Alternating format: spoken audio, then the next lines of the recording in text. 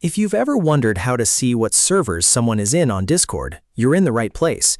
In this video, I'll walk you through the simple steps to check mutual servers with another user, so you can quickly see where you both have access in common.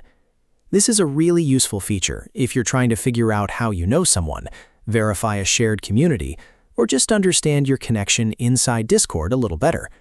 And if this tutorial helps you out, make sure to hit like and subscribe for more quick Discord tips and software guides. All right, let's jump in. First, open Discord on your computer or in the app. Once you're inside Discord, you'll need to either open a direct message with the user or click on their profile wherever you see them. This can be from a server member list, a friend chat, or anywhere their name appears. The goal here is to get to their profile page. Next, click their username or profile picture. This opens up their user profile card, where Discord shows details about that account.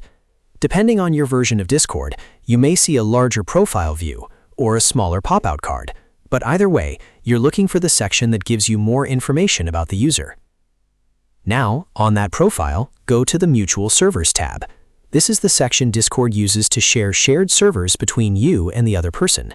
When you open it, Discord will display the servers that both of you are in. This is the exact place where you can see what servers someone is in on Discord, as long as those servers are shared with your account. Once you're in the Mutual Servers area, review the list of servers you both share. If you see one server, that means you and the user are both members there.